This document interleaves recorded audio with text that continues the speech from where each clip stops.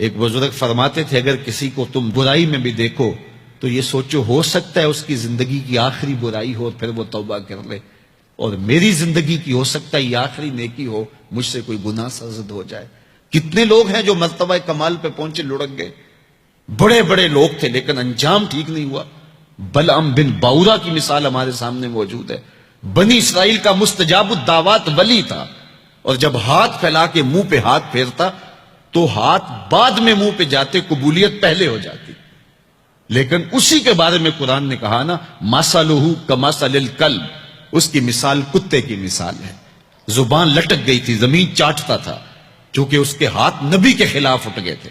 اس نے سمجھا تھا میں مستجاب الدعوات ہو گیا ہوں، اب جو چاہوں جس کے بارے چاہوں بد دعا کر دوں، لیکن بد دعا اپنے حق میں نکل گئی، زبان لٹک گئی۔ اسی لیے میاں صاحب بولے، پڑھنے اتے مان کرینا نہ آکھی میں پڑھیا، او جبار کہار صداوے متا روڑ دیوے دودھ کڑیا۔ تو اس لیے ہر وقت ڈرتے رہو۔ ابھی ملیکہ کہتے ہیں میں نے 30 اصحاب رسول سے ملاقات کی ہے، 30 اصحاب رسول سے، تو میں نے ہر شخص کو فکر مند پایا ہے۔ وہ کہتے تھے ہمارا انجام ٹھیک ہو جائے، انجام ٹھیک ہو جائے۔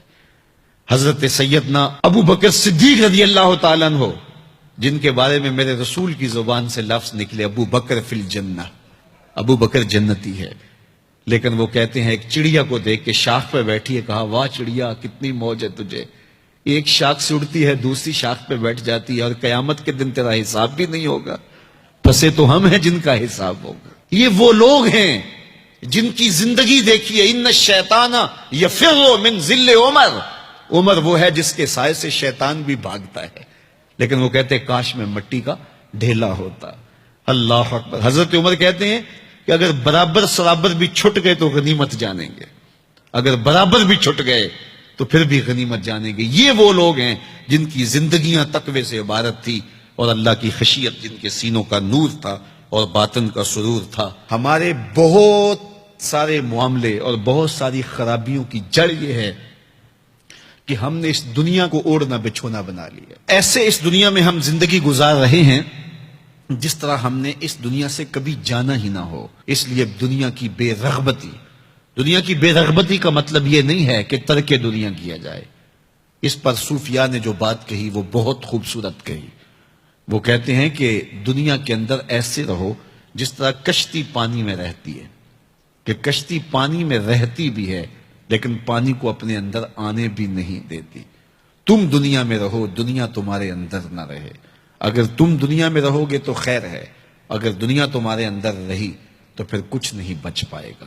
کشتی پانی میں رہے تو خود بھی تیرتی ہے، اوروں کو بھی تراتی ہے، لیکن اگر پانی کشتی میں آ گیا تو کشتی کو لے ڈوبے گا۔ اس کی رحمت کے دروازے کھلے ہیں، آج ہم اس کی چوکھٹ پہ آ جائیں، کل تو آنا ہی آنا ہے۔ پھر جو کفن میں منہ چھپا چھپا کے آتے پھریں گے، کیا اچھا ہو کہ خود کھلے منہ سے اس کی رحمت کے دروازوں پہ آ جائیں۔ اس کی رحمتیں آواز دے رہی ہیں، یا ایھا الانسان، او بھاگنے والے انسان، او نسیان کے پتلے، او بھولے ہوئے، او بھٹکے ہوئے، راستہ چھوڑ کے جانے والے، مالک کی رحمت کی آغوش کو ترک کر دینے والے، آجا پلٹ کے، ما غرک بربک الکریم، آجا تیرا رب بڑا ہی کریم ہے۔ قبل اس سے وہ ماننے سے انکار کر دے، توبہ کا دروازہ بند ہو جائے، سورج مغرب سے طلوع ہو جائے، پھر بندہ ہاتھ کاٹے۔ کسی نے چیخ چیخ کے مجھے کہا تھا، کوئی رو رو کے ترلے منتیں کر کے مجھے کہتا تھا، میں اس کی بات کو نہ سنا، کاش کہ اس کی پکار کو سن لیا ہوتا، اس کی آواز پہ لبیک کہہ دیا ہوتا، اور میں اس کے ساتھ چل پڑتا، اور وہ مجھے انگلی تھام کر محمد عربی کی چوکھٹ پہ پہنچا دیتا، تو آج یہ رسوائیاں میرا مقدر نہ ہوتی۔ صاحبو آؤ، کتاب رحمت آواز دے رہی ہے، کتاب رحمت تمہاری انگلی تھام رہی ہے اور تمہیں حضور کی چوکھٹ تک پہنچا رہی ہے، اور آمنہ کا لال تجھے اپنے دامن میں لے کے رب سے مغفرت اور بخشش کا پروانہ لے کے دے رہا ہے۔ مجرم ہو تو منہ اشکوں سے دھوتے چلے آؤ، آؤ در تواب پہ روتے چلے آؤ، قرآن میں مذکور ہے بخشش کا طریقہ، سرکار کی دہلیز سے ہوتے چلے آؤ۔ اور تھوڑی سی زندگی باقی ہے، بہت زندگی کاٹ چکی، آوارگی میں کاٹ دی، اور گناہوں میں کاٹ دی، منمانیوں میں کاٹ دی، خواہشات نفس میں کاٹ دی۔ آئیے ابھی سے اپنے اندر کو تبدیل کر لیجئے، اپنے احوال کی تبدیلی کا عزم مصمم کر لیجئے۔